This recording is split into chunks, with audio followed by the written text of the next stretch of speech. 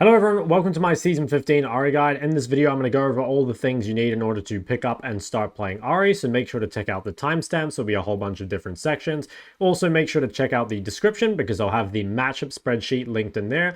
And finally, if you're not sure who I am, I'm Shok. I was a pro player for 4.5 years. I've been 1000 LP on Korea, currently 1150 LP on EU West, and rank 1 OC as well as rank 13 on NA. To begin with, what is Ahri's identity? Well, Ahri is one of the best solo queue picks in the entire game. She's a really good one trick, she's a really good blind pick, and she can be played pretty much all the time. So she fits into basically any comp. She has the ability to neutralize almost any lane with the combination of some sustain and wave clear. Also, just having mobility makes her pretty forgiving, and she can fill a lot of roles, right? Like she can do damage, she can peel, she can engage. So she's just a great champion to either, again, one trick or just to fit into any pool, because it's gonna, if you're not sure what to pick, basically, like if you're not sure what champion can deal with this, Ahri, chances are, can do it reasonably well. Now, for what Ahri actually does in the game, she's kind of a 2v2 skirmish champion. What she wants to do is push mid and then kind of group with the jungler. You always want to be making plays with your jungler, so that means, you know, you want to contest grubs together, or if your jungler is ganking top, you know, and you have prior, you can go with them. You can invade together and stuff like that. So I will talk about this, you know, as we go through the laning section and stuff later on. But it's really important that you realize that, especially before one item, Ahri does generally not want to make solo plays. You're not expecting to get really big laning phase leads. You're kind of unlikely to get solo kills unless your opponent really misplays, but it's in that 2v2 and 3v3 that Ahri really shines. So we'll start off by talking about itemization. So for your first item, you're going to go normally Malignance or Blackfire. And the way to decide this is pretty much just based off your runes. Now, we'll go into runes a bit more in depth in a little bit, but the main thing you need to know is that if you're running Ultimate Hunter, you should probably go Blackfire. But if you're not running Ultimate Hunter, you probably should go Malignance, because Ahri is very ult reliant and you do need some form of ult CDR. So for me, since I'm mostly playing the Ahri page, I'm also mostly playing Malignance, but there might be a time where you want to go the Electrocute tree, which again we'll get to, in which case you want to play Blackfire. For your boots, most of the time you can default to CDR boots or Sork shoes, but Swifties can also be good as well. Honestly, the boot choice doesn't matter too much in Ahri, so you can kind of mostly go with personal preference here. Now, coming over to the second item, this is where things start to get interesting. So if you're not sure what to buy, you should probably buy Horizon. The thing is, Horizon just has a lot of the stats that Ahri wants, and it's also very easy to build. So if you're behind, or you, again, just don't know what to itemize in the game, just go for Horizon. It's a very, you know, catch-all solution to pretty much anything you're going to come up against. Now, there are times, though, we're going to want to build these other items. So the second item that we want to talk about here is Liandry, and this is also kind of a decent option all the time. The reason I don't like it as much as Horizon is because, well, one, Liandry is better against tankier compositions, but also Liandry's build path is pretty poor. So, you know, Mask is like a fairly weak component, and Faded Ashes is a really bad component. So Liandry can be quite good if you're ahead, which means that you can kind of like buy these items, you can buy these components quickly and actually get to the Liandry itself quicker against tankier compositions. So I would say that I don't go Liandry that often, but it is a pretty decent item on Ahri overall. Lichbane is a somewhat controversial item. So Lichbane, you have to be very careful with. Lichbane is really good on Ahri if you're ahead. It's really bad if you're behind. So for two reasons. One, Lichbane build path, one of the worst in the game. If you can buy the Needlessly Large Rod outright, Lichbane is a pretty good build path. But if you get stuck on like Aether Wisp and Sheen or something, it's extremely weak, and you're going to have this like massive power trough through the mid game, which is where Ahri wants to be strong, right? So it's very bad to do that. On top of that, if you're ahead on Ahri in team fights, it's actually quite easy to weave in auto attacks, right? Like you'll have a lot of time to kite around, you know, space out your ults, get in lots of autos. At the same time, if you're behind, you're not really going to be able to do that, right? You're mostly going to be charming and then just like trying to catch people, you know, out essentially the one time that they overextend. So be really careful. And something you might want to check is every time you buy Lichbane at the end of the game, just check how much damage you've done with it, because sometimes you're going to have these really good Lichbane games, and then you can be like, oh, you know, that's when I should buy Lichbane. On other games, you're going to have it, it's going to be doing like a minuscule amount of damage, and you really should have itemized something else. Lastly, I'll talk about Cosmic. I very rarely build Cosmic. The time to build Cosmic is basically just if you're going Blackfire. So Blackfire Cosmic has this synergy where the movement speed that Cosmic gives you is extended by the duration of the Blackfire burn, which is kind of nice. Cosmic also has CDR, which is quite good. The reason I don't build this often is because it's only really good with Blackfire, and also, like, health is not the best stat on Ahri anyway. Similar to Liandry, like, health kind of feels a little wasted because you are such a safe champ anyway. So I normally try and avoid this, and I would say that my default is pretty much like Malignant Horizon or Malignant Liandry. But again, if you're going Blackfire, Cosmic has really nice synergy with it. Coming over to the 3rd and 4th item slot, it's pretty much always going to be Deathcap and Void, depending on which order you need them in. So basically, if they have no magic resist or very little, you're probably going to go for Deathcap. If they're starting to itemize a lot more MR, particularly on people that you're trying to kill, like if they had a tank Cassante but all their squishies had no MR, you could maybe skip the Void and so forth. But you know, like if the targets you want to hit have magic resist, you're going to need a Void 3rd, and you pretty much always want to buy the other one after. Deathcap is really, really good on Ahri because you're always going to have high Dark Seal stacks on this champ. Dark Seal, one of the best AP items in the game, and extremely good on Ahri because you won't die. And so because you have all that extra AP from Dark Seal, obviously synergizes with Deathcap. On top of that, if you're playing Lich Bane, it's quite important that you go Deathcap 3rd because it does have an AP ratio on it. So that increases your damage quite a bit with that synergy there as well. Finally, we have the situational item tier that we can talk about. So Zhonya's and Banshee, I buy pretty rarely on Ahri, and the reason is that you're already such a safe champion. Most of the time, if you're itemizing Zhonya or Banshee on Ahri, I would say you're honestly just like misplaying team fights.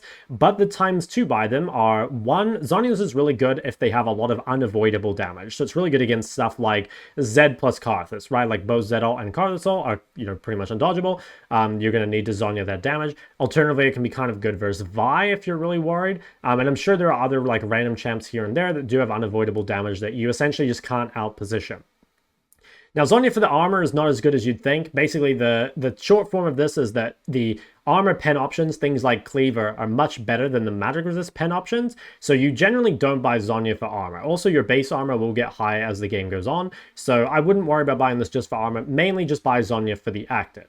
Now, Banshee's is kind of the opposite. The Banshee shield is sort of mediocre, but Banshee's magic resist is really good because magic pen options are very weak. So if the enemy team is heavy on AP, like if they have triple AP or whatever, then going Banshee second or something can be good. Generally, that is going to go in this second item slot, and most of these situational second items here will. You typically don't want to delay your Deathcap and Void. You can a little bit, like if you know you won't need a Void, let's say they have no magic resist whatsoever, you could buy, say, I don't know, Horizon 2nd, Banshee 3rd, Deathcap 4th, but what you wouldn't want to do is delay that Deathcap until 5th by ending up having to buy the Void, right? So basically, most of the time, you're just going to buy a second item if you really need it, but you probably won't need it on Ahri. Now, Medjai's is really, really good on Ahri. Like I said before, Dark Seal's incredible on this champ because you're hard to die, and Medjai's, for the same reason, is quite good. Now, I would be a little careful going Medjai's, again, if they have any unavoidable damage or like a lot of kill threat onto you. Medjai's value does go up if you're buying health items or you're buying defensive items. Like if you buy Liandry or Cosmic, or you buy a Zhonya or a Banshee, you almost always actually want to pair it with a Medjai, again, assuming you won't die, because you're going to have so many extra stacks. So despite itemizing defensively, you're kind of giving yourself permission to buy this greedier item. Now, I kind of already talked briefly about Cosmic and Liandry, but just to reiterate, it's like you buy Cosmic with Blackfire normally as a second item, but you can also buy Cosmic as a fairly decent last item, just like fitting in here. It's pretty solid all the time, and late game having all this extra haste is nice. Liandry's kind of in the same boat. It's a decent situational second item, but it's also just a great last item as people have a lot of HP. And finally, there's Morello. Morello is a pretty weak item, and especially on Ahri, if you really need healing cut, you could buy the Oblivion Orb and sit on it, and if you end up full build, you can upgrade it. But generally, you don't really want to buy this. Like, this is really good on champs that can apply it to, all the targets of the enemy team, like lots of AoE damage. Ahri doesn't really have that. Like, she has reasonable AoE, but it's not insane. She doesn't have any dots in her kit. So I'd stay away from it, but if you really need it, you can buy it. Now, the thing I get by far the most questions about is my Ahri rune pages. So if you want the short form, again, you can just take this pretty much all the time and it'll be fine. And if you're in a more difficult lane, you can take this, but I'll try and explain it a little bit more in depth. So why did I take Ahri over Electrocute? So the first thing that you guys need to understand is I'm not so much taking Ahri over Electrocute as I am taking Sorcery over Domination. So the thing is, the Domination tree itself is not particularly strong unless you can abuse Sudden Impact. Electrocute is a very good keystone, But the minor runes in the domination tree are overall quite weak. Taste of Blood is only really good in defensive lanes. Deep Ward, while being, pretty strong, is, it's not like tree defining, right? You won't go into Electrocute or you won't go into domination just to take it. And Ultimate Hunter, again, it's kind of nice, but it's not as good as what the other trees have to offer. So even though I think the area overall is a slightly weaker keystone than Electrocute, you're getting access to much better pages by dropping the domination tree. So in sorcery, Mana Flow Band is obviously really good. Ahri's a mana hungry champion, particularly before you get your chapter, it's really good. Transcendence is insane on Ahri, right? Getting all that extra haste. And then the option to take either Scorch for a stronger laning phase or Gathering Storm for much more scaling is really, really good. On top of that, the secondary tree here, more ability haste is absolutely awesome for Ahri, and cut down scales really well. You get a lot of damage from this. So it's kind of weird because, like, overall, this page is not only stronger early, but I actually think it scales better as well. If you compare like the early game of an Electrocute tree, so what you normally take is you go like, this page here, and then you'd go secondaries like Mana Flow, Transcendence, or something. What you're giving up is like you're getting Electrocute and you're getting Taste of Blood, but you're giving up Ahri, which will normally do more damage than Electrocute if your opponent is playing around it correctly. You're giving up Scorch, which is probably going to outperform Taste of Blood. And obviously, you're also going to get access to Cut Down. So basically, this page allows you to have more pressure in lane while also scaling better. Now, the biggest weakness of this page is your skirmishing is worse. Electrocute is undeniably better in skirmishing than Ahri, and it's also probably a little more difficult to play this early game just because you do need to make sure you're proccing your Scorch and your Ahri and stuff. But like I said, overall, I think this is still easier because you actually just have more haste overall. So yeah, basically that's why I think it's better, is because you're getting access to all these minor runes that are much stronger, and the domination tree, since Ahri can't use sudden impact that well, I think is kind of fraudulent. Now, in general, this is what I would go for my standard page. You can go this in almost every lane. You can change this a little bit. So for example, if you're in a lane where the enemy has like too much sustain, or you don't think you're going to be interacting too much, you can drop Scorch and play Gathering Storm instead. That's going to give access to a lot more scaling.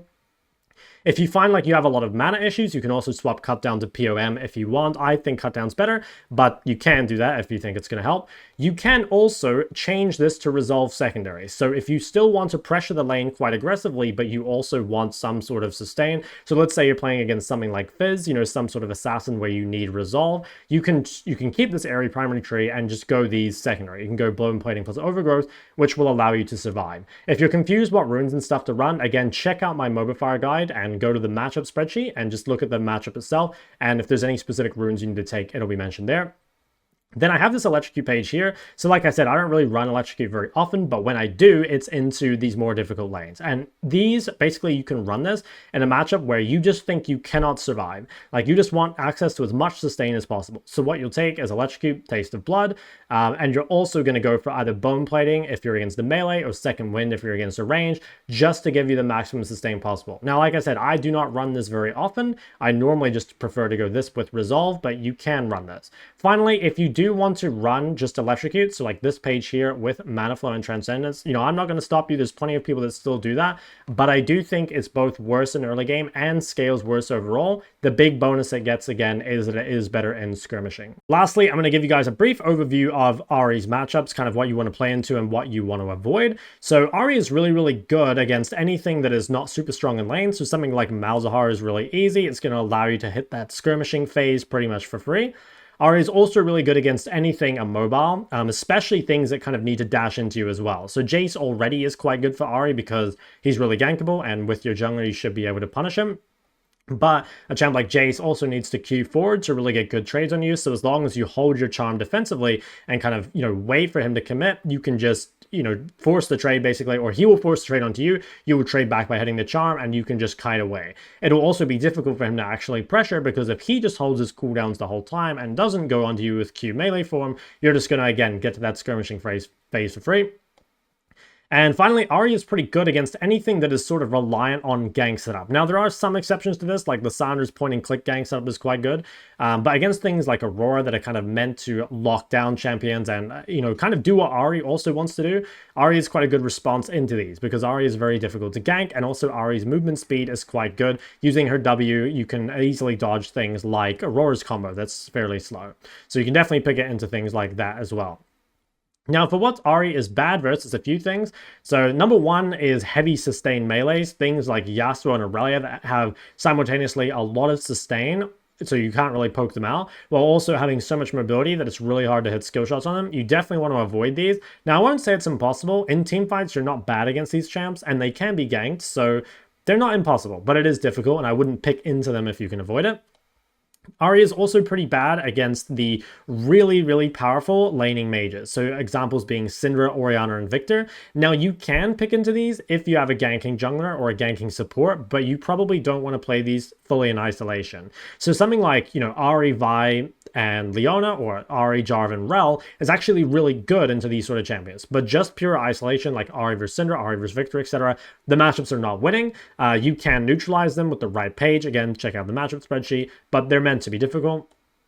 And finally, the other things that can be really annoying for Ahri are things kind of just like super scalers that you can't punish. So examples being things like Kassadin or Vlad. Now, I will say that you can win lane against these champs, and you can also pressure the map enough early that you might be able to prevent them from really ever getting the chance to scale. But if you're inexperienced with Ahri and you're not pressuring the lane properly, you're maybe missing windows on the map, these champs are going to feel pretty bad for you because they're just going to scale up and you're not really going to feel like you have an opportunity to punish them. But I promise you, if you do play these matchups well, you can, as long as you play with your jungler correctly, you secure like the dragons and the grubs and invades and stuff, you can put them behind. I'd actually say the biggest mistake people make against these champs is trying to do too much at the wrong times. So it's sort of like a fundamentals check, and that might be less Ahri specific. You might need to watch some other videos for that. I have videos on how to use priority and how to roam and stuff like that. But basically, it's that you need to do enough either in lane or on the map in order to stop these champs from scaling. But again, it is meant to be kind of difficult. Before we go any further, a quick reminder that I do several coaching sessions a week in the Mid Lane Academy alongside Coach Curtis, which you guys are more than welcome to come to. By joining the Mid Lane Academy, you'll also gain access to the Discord server, which is a really great place to ask any questions you might have. There is also a coaching library here, which has all the previous coaching sessions listed. So for example, if you want to take a look at Ahri's previous coaching sessions, there's a whole bunch of them here. There's a fundamentals section, which is great if you're still struggling at the core components of the game. It's got really detailed analysis on how to learn and improve at each of them. There's also this live commentary section here, which is similar to some of the unranked to master videos I've made on my YouTube channel, where you can come through and again, look at various champions and get a coach's insight as to how they should be played. New guides and videos and stuff are updated and added to all the time. So if you really do want to take your climb seriously, Mid Lane Academy could help you out a lot. So if you want any more information, there is a link to the Mid Lane Academy in the description below. For those of you that have literally never played Ahri before, I'll give you guys a brief overview of just what the abilities do. So first off, you have your passive here. This you can pretty much forget about, to be honest, but basically it just gives you a little bit of sustain. So whenever you're getting kills on these minions or monsters, after you get 9 of these fragments, you get a little bit of HP, and you also, again, get a little bit of HP whenever you score a takedown. So again, you can kind of just forget about this for the most part. Now her Q, it's a line skill shot. It does magic damage on the way out and true damage on the way back. So for the most part, you just use this for wave clearing. I will talk more about this in the combos section, but there is some advanced stuff you can do with this, mainly that it comes back to you, so you can manipulate where it's going. So for example, by walking this way, you can bring it back to you. But we won't go too advanced into that just yet. The W is a small movement speed steroid and kind of point and click damage. I'll just show you. It has some weird targeting rules. So you get these 3 little foxfires that follow you, and they'll hit targets near you. And also, again, that movement speed steroid will be quite good for dodging skill shots or whatever. This is a very cheap ability, so you can spam it a lot in the laning phase. Now, for the targeting rules, you can see here, it first prioritizes champions hit by charm, then people that you've already attacked, then other champions, and it also executes minions. So you can use it if you're gonna, miss a cannon, or you're gonna miss 3 creeps, for example, in the first wave or whatever. Now, charm, this is what Ahri is known for, basically. It's, again, another line skill shot, and the first target hit takes damage, and then is forced to walk towards you, just like this. And then finally, we have the ult. So the way this works is it's kind of like, it almost gives you the W. So you'll see that, like, when you are towards someone, it does damage, basically, if they're nearby. Again, prioritizes champions.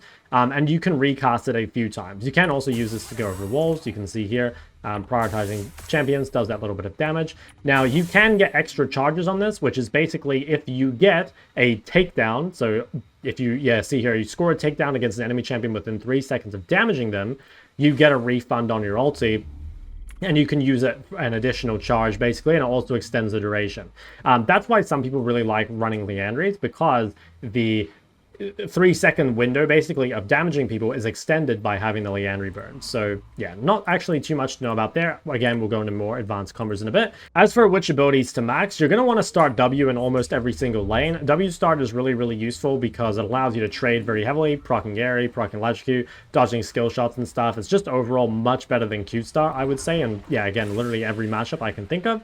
After that, you're going to want to go Q level 2, E level 3, and from there, you're going to want to max Q first. And then for which ability you max second is kind of up to you. I prefer matching W second. This gives you more DPS overall because it lowers the cooldown. But if you want to have more burst and more CC duration, you can max E second. I would say it's fairly split. Like, there's some people that prefer either. Like I said, I prefer W, but it's pretty much just more burst in CC or more DPS total. Again, up to you. And of course, you want to put a point in ult whenever you're able to. Next, we have our combos, tips, and tricks. So we'll start off with laning combos and then kind of get to some of the more advanced teamfighting stuff. The most important thing to start your lane with is that level 1 start. So the level 1 W is extremely OP. The movement speed, as well as how cheap it is, and the short cooldown all make it a really great trading tool. So at level 1, it's going to depend a little bit on what runes you have. If you have Electrocute, what you're probably going to want to do is wait for your opponent to come up for a creep, and then go for some sort of like auto, W, auto. And then what you can do is you can either use that movement speed to dodge the skill shot, you can use that movement speed to kite forward or kite backwards, kind of just depends how it starts. But basically really realize that a lot of the way this works is for the movement speed. Now, if you're playing Ahri, a couple ways you can do this. If, like, perfect world, you get an auto attack first, because, like, what that would mean is that you could then W, right? So we'll auto attack first, and then, like, W and proc Scorch on the way out. Now, sometimes this will be too hard. It'll be too difficult to just walk up and auto your opponent, right? Because hopefully you're playing against another person. So in that case, what you might actually do is instead you just W into range, you get your auto, and then you back away. And this W will probably just hit the creep wave.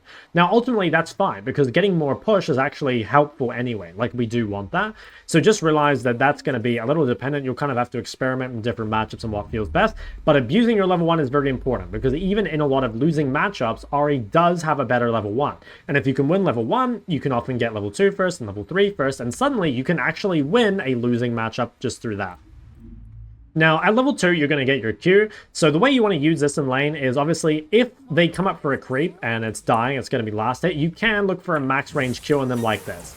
If it's perfectly max range, you know, you'll get both the damage, you'll get the magic damage and the true damage, and that's going to add up. Now, to be honest, it is quite hard to hit this in lane. And one thing you need to be careful of is that while your Q is on cooldown, you're a little bit vulnerable, especially if you're putting multiple points in it. Because what happens is that even if you have E and W, if you only have 1 point in these and you're level 5 or level 7, so much of your power is in that Q that, you know, then they can just force a trade and you won't be able to win it. So a lot of the time it is better to just like Q the wave first and then go on your opponent. Again, you have to be a little careful though, because if you Q the wave and don't one-shot it, or don't kill it quickly, they can again trade on you while your Q is down. So while you will be looking to Q sometimes when people come up to CS, just realize that if you think it's going to be unlikely that you're going to hit it, then you probably just want to actually save it or use it on the wave when they use a cooldown. I'll kind of be able to show this a bit better in the laning section.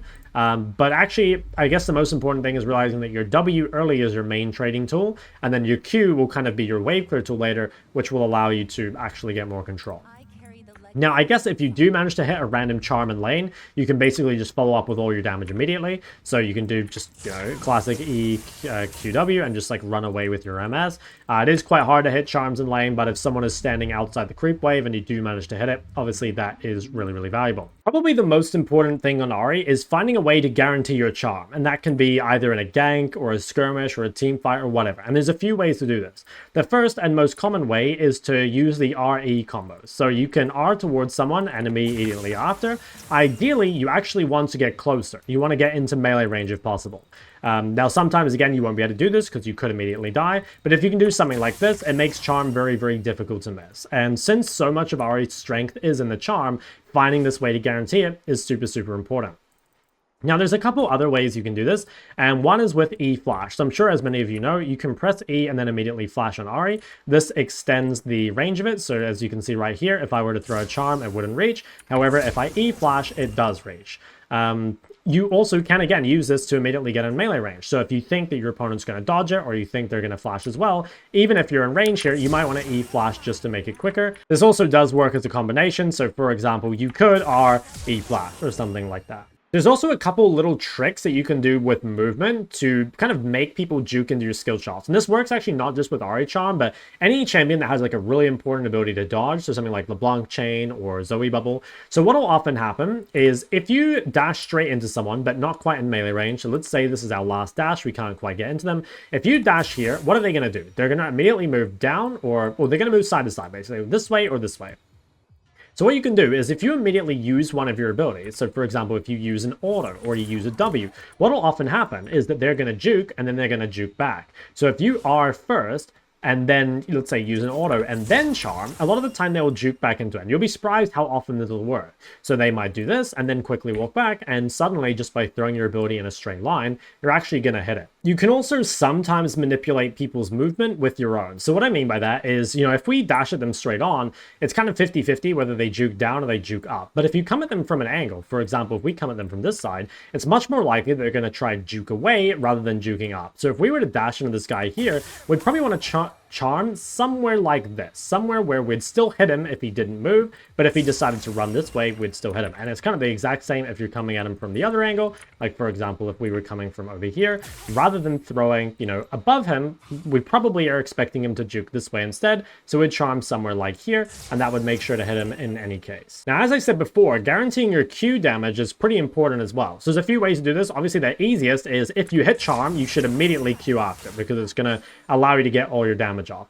But there are ways to guarantee your Q damage even if your charm misses. So you can do it with either R or with flash.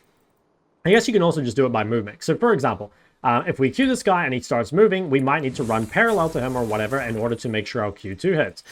We can do this with R as well. So like if he starts to run or whatever, we can pull the Q back towards us, or, we can try and chase up or something like this. And you can, of course, do it with flash as well. So again, if he's like running a particular way and we need to flash to bring this back into us in order to get the kill, we can do that. Obviously, you don't want to invest flash most of the time unless it's for the kill, but you will be very willing to use your W or use your R in order to guarantee that Q2 damage. It is maybe worth noting as well that you can Q flash. I use this extremely rarely, but it is ever so slightly faster to Q flash than to flash Q, so maybe that'll help you at some point. Some other random tips that I can think of are things I really notice when I'm coaching Ahri players. One of the biggest ones is just using your R to weave in a lot of autos. So Ahri doesn't really have a 100-0 kill threat unless your opponent's kind of low.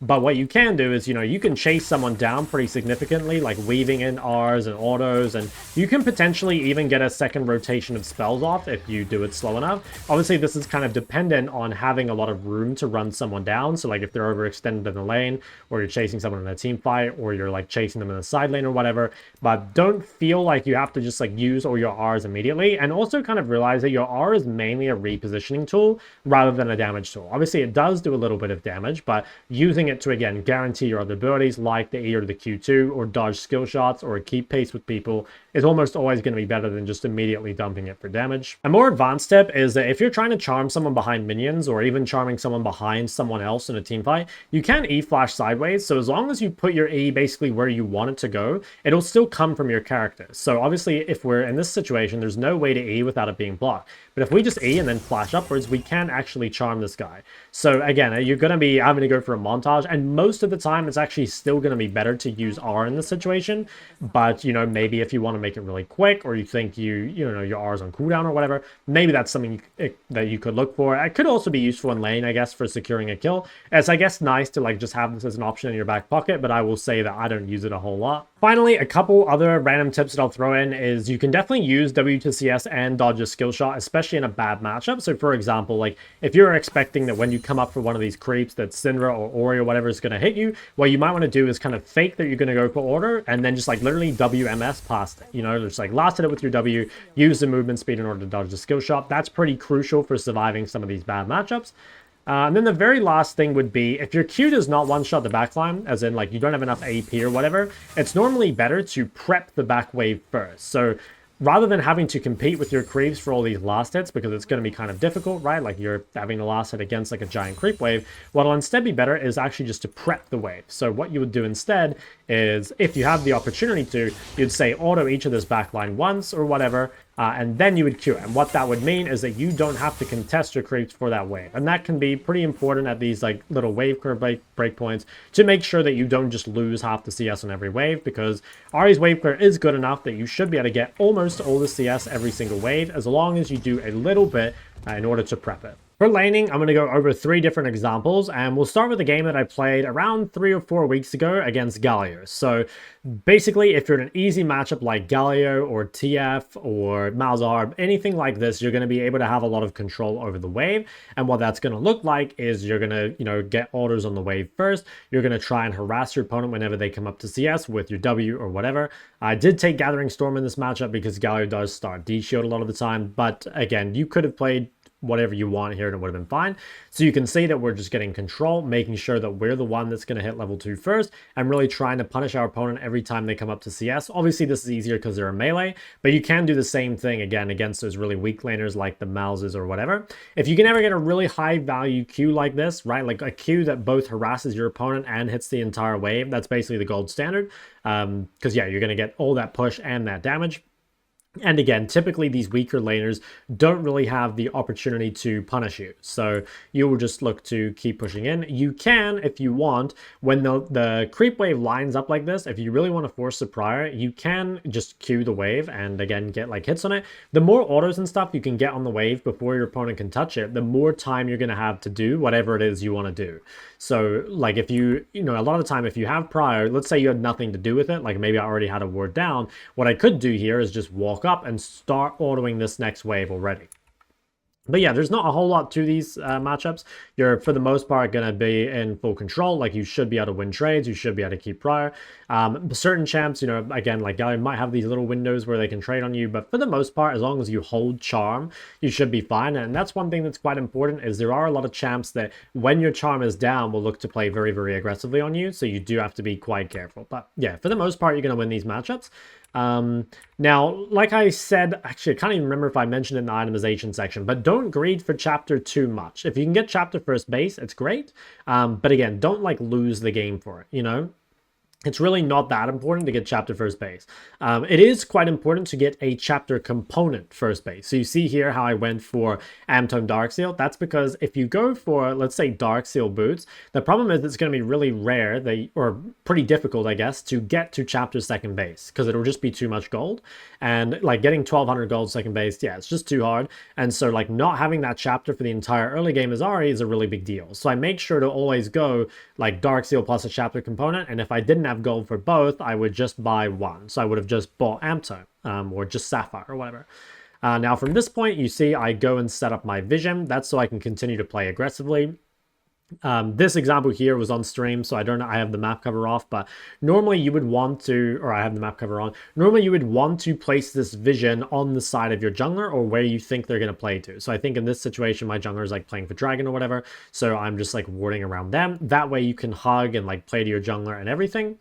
I'll show you guys in the next laning examples because, again, I have the map thing on here. But basically, if you don't have anything to do on your wave, it's fine to harass your opponent. But you always want to check if you can do something with your jungler first.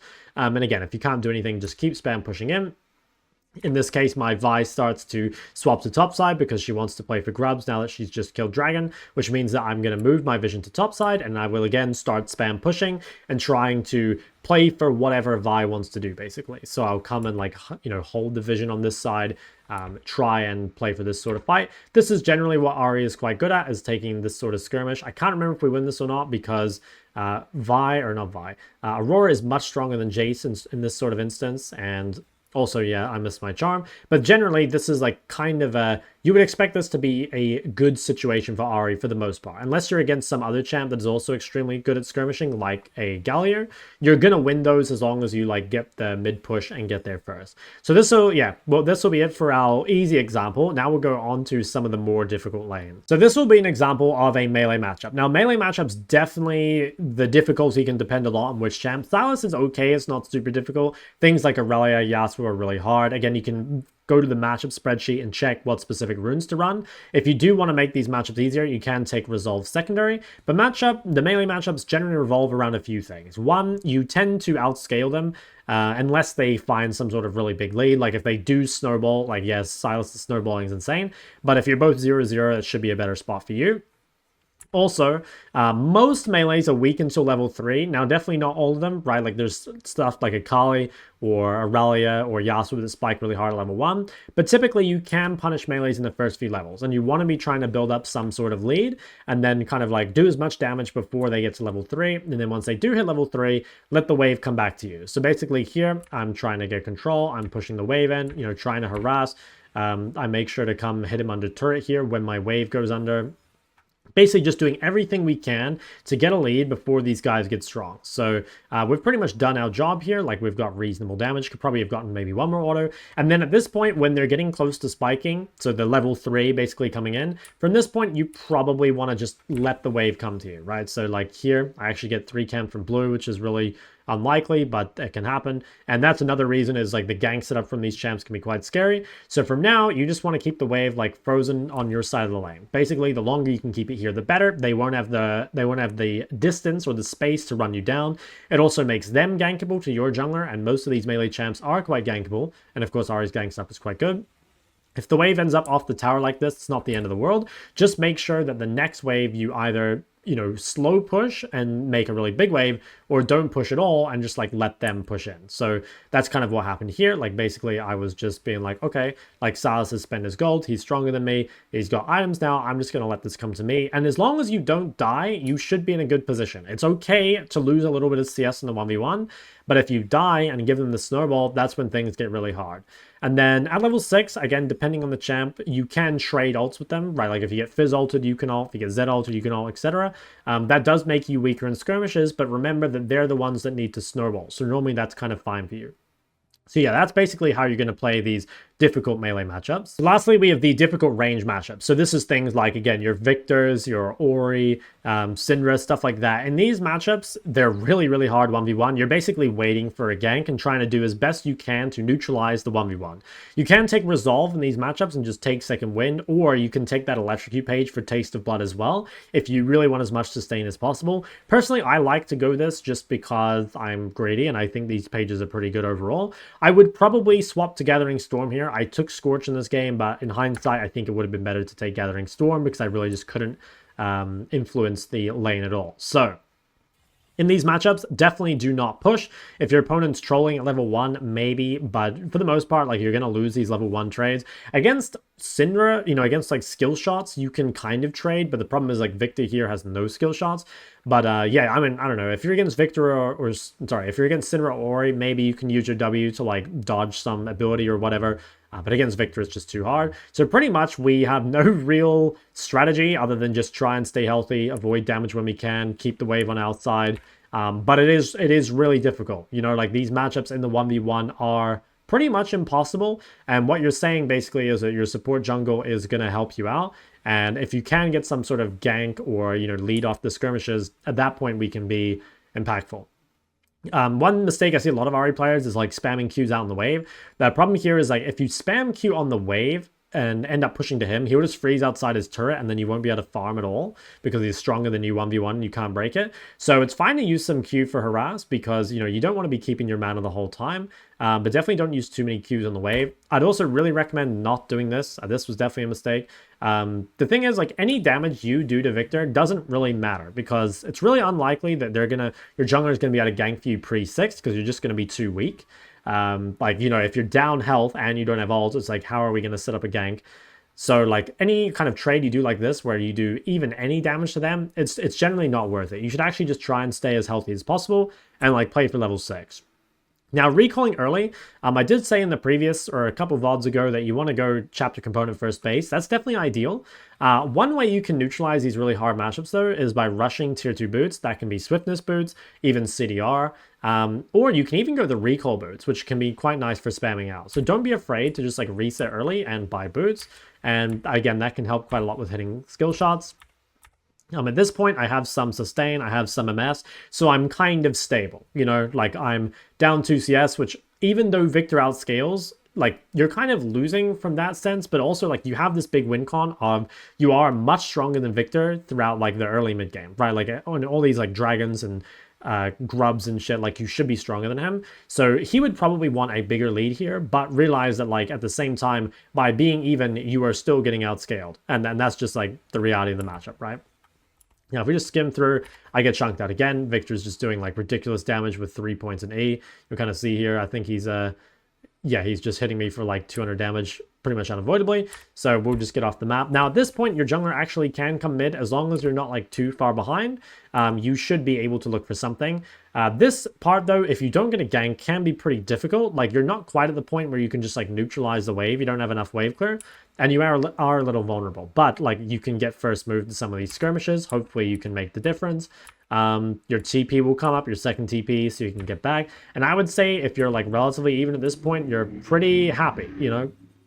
Once you're getting to this point where you're starting to get enough wave clear and you're definitely stronger in skirmishes, at this point, you know, we can come down and like take like this sort of thing here, perfect for Ahri, right? You're much, much stronger than Victor in these sort of fights. You can see if you just pay attention to Victor's influence in this fight, it's like he drops an E and then he has no way of really guaranteeing ult. So like Victor's more or less useless in these fights. And this is your chance to like really win the game, is to basically get enough of a lead in these sort of skirmishes in order to make up for Victor outscaling. So I think I come out of this fight like 2-0 or something.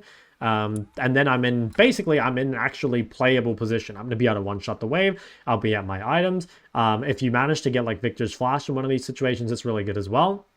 So just realize that there's no way really to actually win these matchups, but what you're instead is you're playing a neutralize 1v1, hopefully wait for your jungler, hopefully wait for skirmishes, and then try and do stuff, you know, kind of on that level 6 to 1 item to like early mid-game timing. For Ahri team fighting, there's a few things to keep in mind, and by far the most important thing is just, do you have ult or not? That's super, super key. Ahri without ult is extremely weak, and generally you should be trying to avoid fights if your ult is down. If you are fighting without ult, just realize you're probably a charm bot, you need to probably PoE for your team, you're not going to be able to do anything aggressive.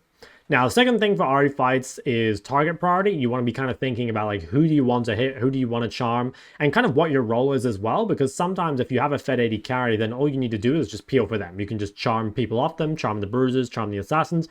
Alternatively, if you're the ones with divers or you have Fed bruisers or whatever, you probably want to follow up, you want to go in, you want to try and find picks on the valuable targets. So your valuable targets will normally be mid and AD. Obviously, support in certain situations like here can be quite valuable. And that's basically the key to any early skirmish, because Ahri in the early game does not have a lot of damage. But what you do have is that pick potential and allows someone else to do the damage. And if you can kill one target very early in a fight, you're probably going to win from there.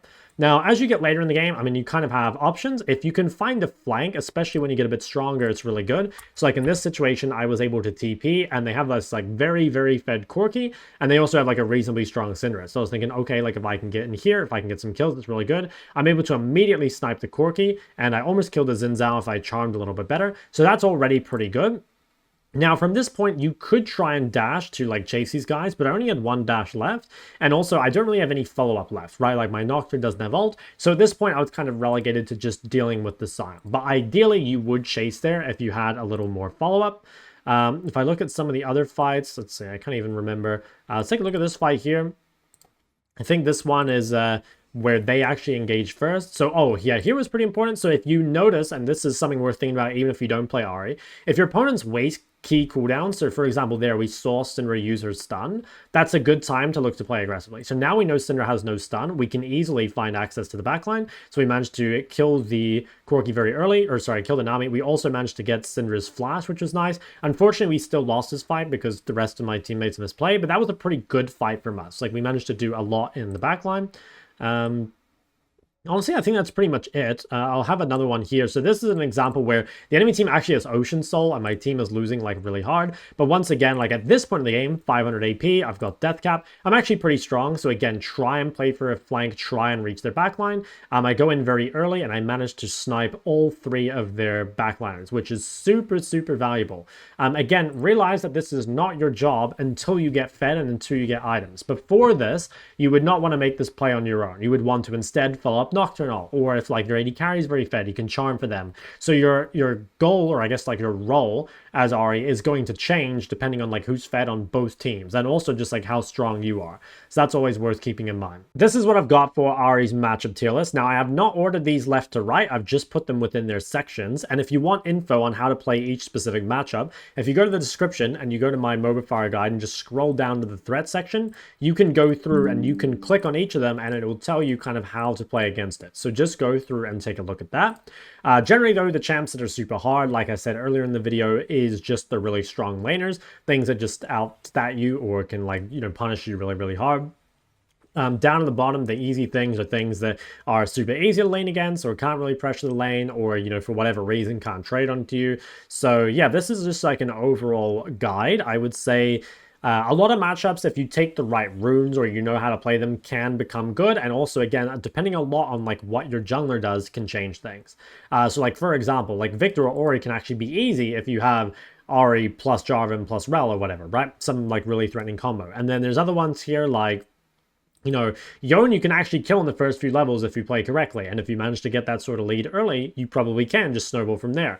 There's other ones where, like, you know, they can be kind of difficult in high lows, like, for example, if Corkis know how to, like, bait out your abilities and stuff, but honestly, in lower lows, you'll probably be fine. A lot of these in the skill matchup, it is all about runes. Like, you need bone plating against LeBlanc. You need to know, like, basically don't charm Mel, just, like, focus on trading with W and Q. You know, against Akali, you might want to resolve if you want, but the key is, like, giving up prior at level 1. So basically what I'm saying is that, like, most of these champions in the skill, or even the hard tier, are actually winnable if you well, one, play better than the opponent, but two, kind of know what the correct response is into the lane. So it is definitely worth either checking out like a VOD on YouTube, like just going and searching like, you know, Ahri versus X, Ahri versus Syndra, Ahri versus Sylas, you know, Ahri versus Zir, whatever. Or again, come over here and just like read what I've got written, and hopefully that'll be helpful. Obviously, if you have any questions about matchups or whatever, you can put them in the comment section below, or you can come and ask me directly on my stream, twitch.tv/ShokLol. Otherwise, I think that's going to be it for this video, guys. Thank you so much for watching. Don't forget to like and subscribe. I'll see you guys in the next one.